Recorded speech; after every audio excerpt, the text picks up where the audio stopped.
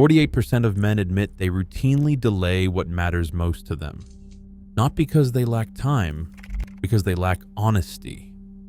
2,000 years ago, Seneca called this a wasted life disguised as a busy one. That was only the first of 6 lies the ancient Stoics refused to tolerate. These are lies modern men still tell themselves every single day, and the most dangerous one sounds completely harmless. I just need more time. The phrase sounds harmless, practical, even responsible. But look closer. Most men who say it are not short on hours, they are short on courage. The Roman philosopher Seneca diagnosed this self-deception 2,000 years ago. He wrote, "Life is long enough if you know how to use it." In Latin, vita longa est, si scias uti. The truth is, time is not hiding from you. You are hiding from the discomfort of starting. Psychologists call it acrasia, the failure to act on what you know is right. It is not a calendar problem. It is a problem of honesty. Nearly half of men, 48%, admit they routinely delay what matters most. Not because they are too busy, but because delay feels safer than doing the hard thing now. The cost is subtle, but real. Years spent circling the same ambitions, never closing the gap between intention and action. Seneca warned, "It is not that we have a short time to live, but that we waste much of it. Every day spent waiting for the right moment is a day already lost." The Stoic did not wait for more time. He demanded clarity. What exactly are you postponing? Why do you believe tomorrow will be different? The lie buys comfort, but it sells your life by the hour. The only honest answer is action now, not later. I'm fine. These words are armor. Men use them to hide pain, to sidestep awkward questions, to keep the world at arm's length. But beneath that mask, the pressure builds. Marcus Aurelius ruled an empire, while plague swept through his cities and grief hollowed his household. He buried children, 6, maybe 8. He lost his co-emperor, Lucius Verus, to fever. Betrayal and loneliness circled his throne. Still, he refused to lie to himself. In his meditations, he wrote, "When you have been given a short life, do not waste a single day." He did not pretend to be untouched. He faced loss, fear, and fatigue head-on, and insisted on honesty even when it hurt. Modern men still reach for hollow optimism, smiling through misery, insisting nothing is wrong while they unravel inside. The cost is steep. A recent meta-analysis in The Lancet found that men who habitually suppress their real emotions are nearly 70% more likely to experience depression. Forced positivity is not resilience. It is a slow suffocation. Marcus's example is not a call to wallow, but a demand for truth. He teaches that strength is not the absence of pain, but the refusal to hide from it. The mask of "I'm fine" isolates. Real courage begins the moment you admit what you truly feel. "I'll start Monday." That phrase slips out so easily. It dresses up hesitation as strategy, pretending that the perfect moment is just around the corner. But every man who waits for the right conditions is really waiting for permission, from fate, from his mood, from someone else. The truth, there is no perfect Monday. There is only now, and the story you tell to avoid it. Epictetus knew this well. In 89 CE, the Emperor Domitian expelled him from Rome for teaching philosophy without a license. He arrived in Nicopolis with nothing but his mind and a handful of students. Did he wait for a proper classroom, for new scrolls, for the dust to settle? He did not. Epictetus began teaching in a borrowed stoa the day he arrived. He recalls this in the discourses. No delay, no ceremony, just action in whatever shape the day allowed. Modern psychology finally caught up, A 2021 study found that men who practiced a simple control focus exercise, identifying one action they could do immediately, reduced their task avoidance by 73%. Not next week, not when they felt ready. The moment they stopped waiting for a clean slate, progress began. Perfectionism is a mask for fear. The Stoic unmasks it with one question: what can I do right now, however imperfect? The answer is always the same: start. The only thing you control is the next step, not the conditions. Every Monday you invent is a day stolen from your own potential. Nobody understands me. The phrase feels like a shield, but it is really a wall. Men use it to justify withdrawal, to escape the risk of being known.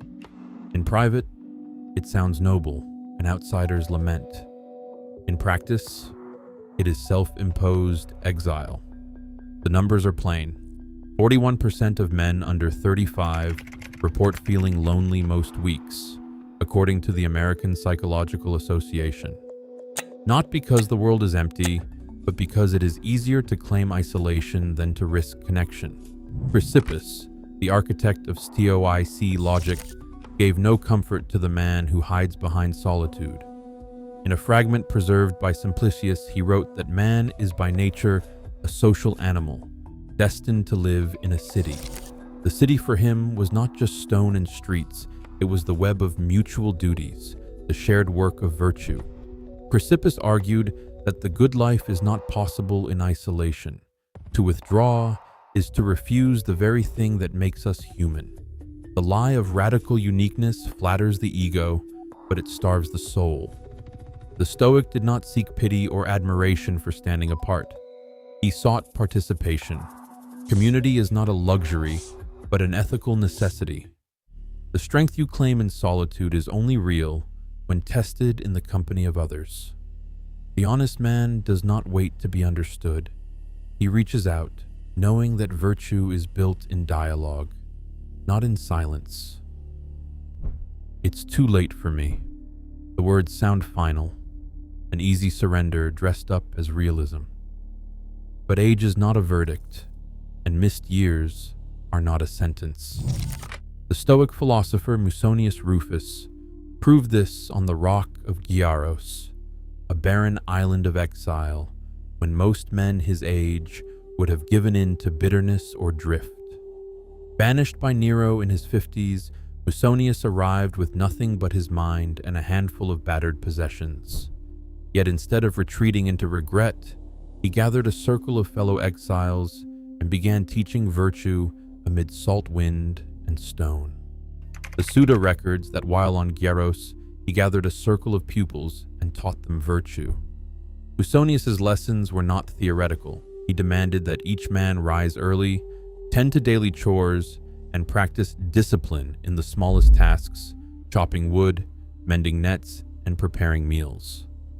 Philosophy was not a comfort for the young or the lucky. It was a discipline for anyone willing to begin, no matter how late. He told them to learn to be equal with their desires and not to indulge in things. Modern psychology calls this behavioral activation, action first and feeling later. Studies show that men who start with one deliberate act, however small, begin to reverse years of inertia. The lie that it is too late is a mask for fear of starting over. Musonius's life is the answer. Even on a barren island, even in exile, he built a school from nothing. The only thing too late is never to begin. I don't need anyone. The words sound like grit, but they are camouflage for fear. Radical independence is an easy pose, a shield against disappointment, obligation, and the risk of being known. But the Stoics saw through it long before self-help culture made solitude a badge of honor. Hierocles, a Stoic of the 2nd century, drew a map of human duty as a series of concentric circles. At the center stands the self. Around it, the family. Beyond that, neighbors, fellow citizens, and finally, all of humanity.